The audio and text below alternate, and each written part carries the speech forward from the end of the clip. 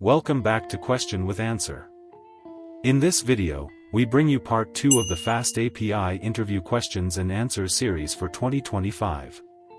If you're preparing for a backend developer interview, these questions will help you master advanced FastAPI concepts like middleware, background tasks, async programming, security, and deployment.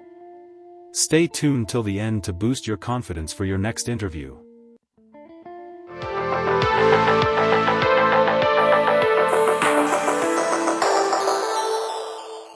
Question 1.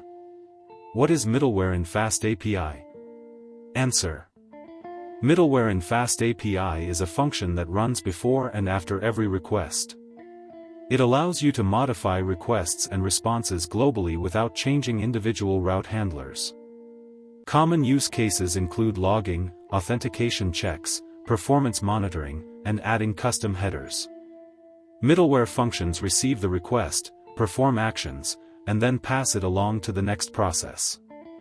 Once the response is generated, the middleware can also modify it before sending it back to the client.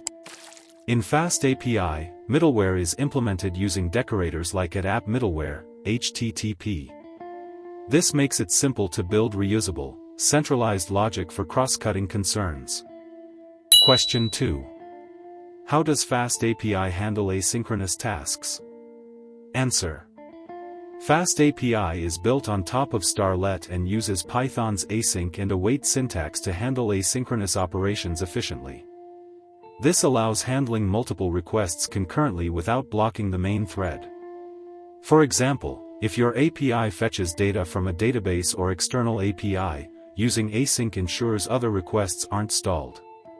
Additionally, FastAPI integrates seamlessly with async libraries like HTTPX for HTTP calls and databases for async DB queries. For background processing, FastAPI also supports background tasks to run jobs, like sending emails, after sending a response. This combination makes FastAPI extremely efficient for high-performance, I/O-bound applications. Question 3. What are background tasks in FastAPI? Answer. Background tasks in FastAPI let you run operations after returning a response to the client. This improves user experience by not making the client wait for slow tasks like sending emails, updating logs, or processing files. FastAPI provides background tasks from FastAPI which can be injected into routes. You add tasks using background_tasks.add_task, func, *args. Once the response is returned, FastAPI runs these tasks in the background. Unlike Celery or Redis-based job queues, FastAPI's background tasks are lightweight and run within the same process. For production-heavy workloads, pairing FastAPI with Celery is more robust. Question 4. How does FastAPI manage security and authentication? Answer. FastAPI provides built-in security utilities to handle authentication and authorization. It supports OAuth 2 with password flow, API key-based authentication, and JWT tokens. Using FastAPI.security module, developers can quickly implement login endpoints with token generation and verification. FastAPI automatically generates secure OpenAPI documentation with Authorize buttons for testing.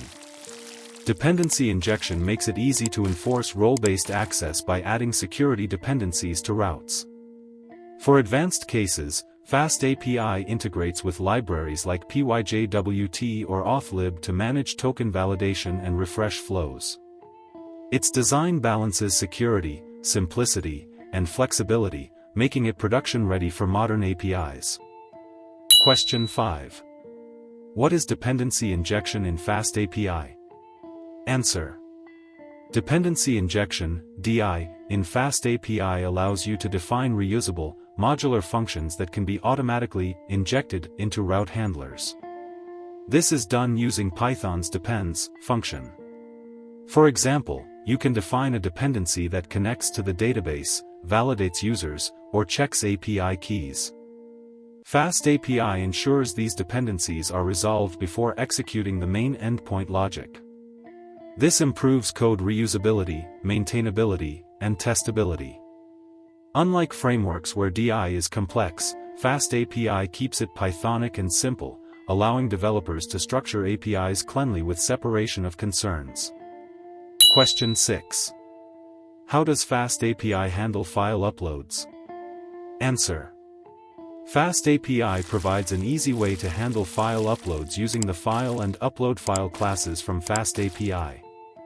The file class is used for simple cases, while upload file is preferred for larger files because it uses spool temporary file internally, reducing memory usage. Developers can read files asynchronously using .read, or stream large files efficiently. FastAPI also supports multiple file uploads using list, upload file. These features make it simple to build APIs for image uploads, document handling, or video streaming. Since FastAPI integrates with Pydantic, file metadata validation can also be enforced. Question 7. How does FastAPI handle CRS or cross-origin resource sharing? Answer. CRS is important when APIs are consumed from different domains. FastAPI handles CRS by including CRS middleware from starlet.middleware.cores. Developers configure allowed origins, methods, and headers to control cross-origin access. For example, you can whitelist trusted domains like front-end apps. Without CRS, browsers block requests for security reasons. By enabling CRS middleware, FastAPI APIs become accessible to single-page applications, React, Vue, Angular, or mobile apps hosted elsewhere.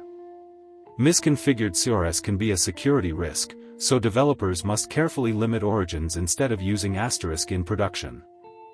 Question 8. How does FastAPI integrate with databases? Answer. FastAPI doesn't provide its own ORM but integrates well with libraries like SQL Alchemy, Tortoise ORM, or Geno for relational databases, and Motor for MongoDB. With async support, FastAPI works efficiently with async database drivers. Dependency injection is often used to manage database sessions, ensuring connections are opened and closed correctly per request. Pydantic models are used to define schemas, and these models map neatly with ORM objects for validation. This makes FastAPI a flexible framework that can be paired with any database solution depending on project needs. Question 9. What is the role of Pydantic in FastAPI? Answer. Pydantic plays a central role in FastAPI by providing data validation and serialization. When a request is made, FastAPI automatically parses and validates input data against Pydantic models. If validation fails, FastAPI returns structured error messages without extra code. Pydantic models also ensure type safety and auto-generate OpenAPI documentation, making APIs self-documenting. Additionally, Pydantic can convert Python objects, like ORM models, into JSON responses effortlessly. By combining Python type hints with Pydantic, FastAPI achieves both developer productivity and runtime reliability. Question 10. How do you deploy a FastAPI application in production? Answer. FastAPI apps are typically deployed using Unicorn or Unicorn with Unicorn workers for performance.